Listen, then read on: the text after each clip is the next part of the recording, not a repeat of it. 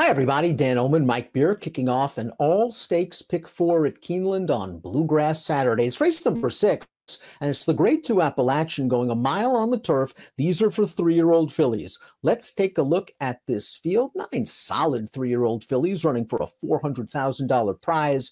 The 7 Pleasant Passage, second in the Breeders' Cup Juvenile Fillies Turf, makes her seasonal debut for Shug McGahee. Very lightly raced, has a nice pedigree behind her. Dan ran really well at the Breeders' Cup while only second best. There's plenty to like here. The layoff, I guess, is one thing you could concern yourself with. It also happens to be a pretty good field, so we'll see how this wagering all shakes out. She seems a bit tactical as well. She went gate to wire in the Miss Grillo 2 starts back, sat off the pace in the Breeders' Cup. Let's see where our friends at Timeform US have her on the pace projector, and they do have her close to the pace. I do think the number 9, Well Into, if she catches a good break, is going to go to the front. Those tactics work very well for her in her last 2 races.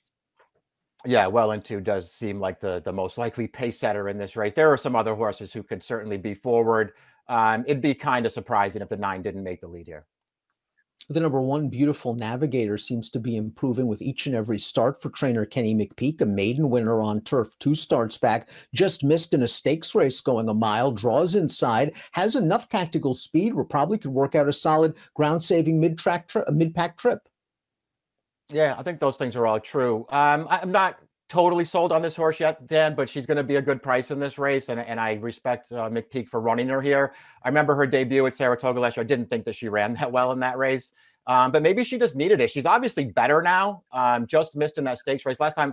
I didn't really think she had much of an excuse there, but it was a step in the right direction. It's the second start in North America for the number 2, Papilio, who ran just fine in the Grade 3 Here Comes the Bride at Gulfstream for trainer Mark Cassie. We'll watch that race right now. It's not like there was a lot of pace going on in this 1-mile event. They went 50-2. Papilio was relatively close. We see her with a look at it. On the outside is Cairo Consort, who's also going to be next door to her in the gates in the Appalachian. Papilio ran fine. Cairo Consort ran fine. Yeah, a little bit wide in this race for Papilio in the early stages anyway. I don't think it was a terrible trip, but she was on the outside the entire way. A really nice run she put in through the stretch there, Dan, but it was kind of more of the same for her. When you go back and watch her as a 2-year-old over in Ireland, just had a bad habit of not really focusing through the stretch and maybe running with her head turned a little bit. I thought it cost her a win back in that stakes race in August. And she sort of did the same thing there that Here Comes the Bride. It looked like she was going to go by, and maybe she was just not really concentrating at the end. I think it cost her. Cairo Consort, the number 3, finished a good 3rd in the Breeders' Cup Juvenile Fillies Turf behind Pleasant Passage, then sold for $875,000 at public auction, was transferred to Todd Pletcher when her first 2 starts for Todd against stakes competition at Gulfstream, one of those races where she missed the break completely, and then we saw her rally for 3rd in the Here Comes the Bride. She's just a rock-solid horse that you can depend on to give a good effort. Yeah, I agree with all that stuff. And listen, we'll see what happens going forward, because these races are obviously going to start getting tougher for her with all these horses coming back from layoffs. She did run really well back to win after totally blowing the start. And she ran well again last time, Dan, but I didn't think she had some kind of huge excuse. She was 3-5. She was in contention. She couldn't get there. Heavenly Sunday is up next, very lightly raced for trainer Brad Cox. She won her first 2 starts, including at Keeneland, over this distance during the fall meet. Now, she's only raced once since. She was 3rd in the Swedish Chant. That was the race where Cairo Consort missed the break. Cairo Consort was better than Heavenly Sunday that day, but I wonder if Heavenly Sunday has a lot more upside.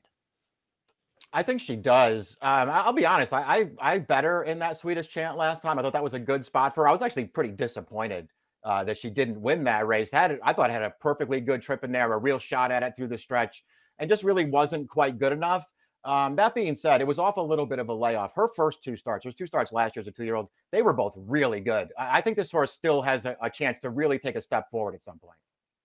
The 5, Alpha Bella, also trained by Pletcher, ran fine when second in the Swedish Chant. She got a good close to the pace trip that day, however, and Cairo Consort ran her over. She came back to perform well yet again in the Florida Oaks. At Tampa Bay Downs going a mile and a 16th. We see Alpha Bella on the outside. It's going to get up for second. One of the also-rans in here would return to run 3rd in a stake at Gulfstream with an 82 buyer.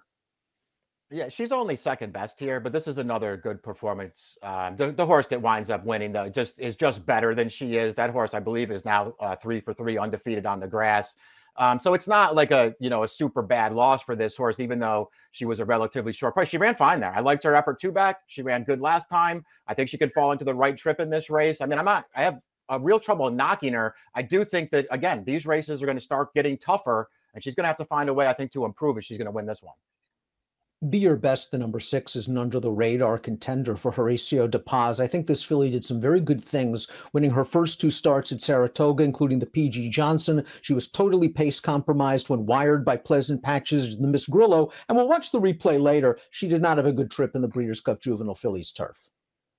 Yeah, big excuse in the Breeders' Cup the last time we saw her. You're right. We'll check out that when we go to that replay. We're going to highlight Pleasant Passage, but you'll be able to see Be Your Best just sort of buried behind horses down past the 8th pole. And there, it really cost her, Dan. I think it's the kind of race you want to give her a pass for. I agree wholeheartedly with your take about the Miss Grillo, where she was just pace compromised. They decided to rate early, and Pleasant Passage totally took advantage in there. They're both really nice horses, but I don't think they're as far apart maybe as that morning line would lead you to believe.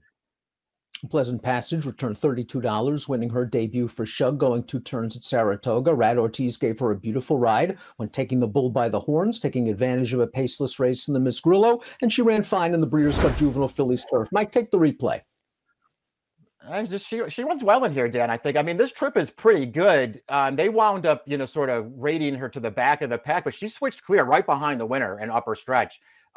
She runs Pleasant Passage in the race. This is a good finish she puts in. That winner just happens to be quite a bit better than she is. But, I mean, she's clearly second best in here.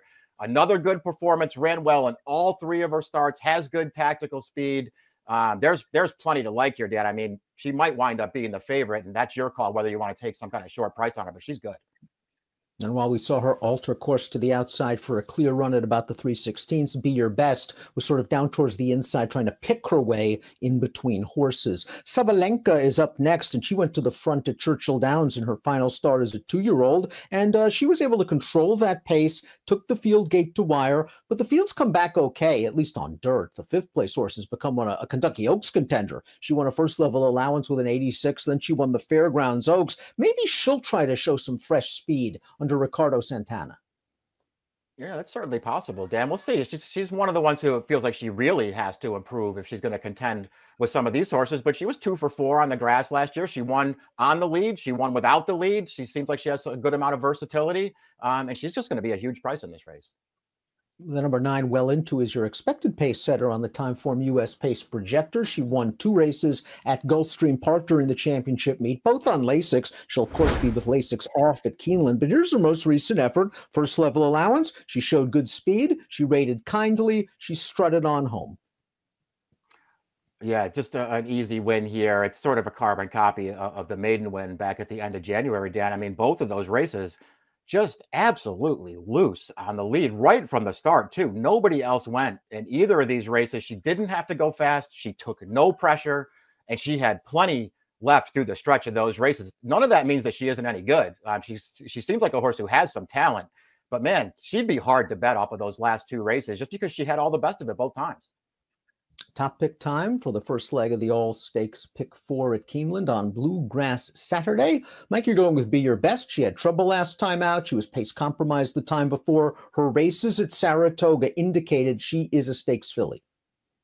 Yeah, I'm going to hope that she's ready off the layoff here, Dan, and can maybe get a little bit lucky this time because she hasn't gotten lucky in either of her last 2 starts. I still believe in her. I still think she's really good.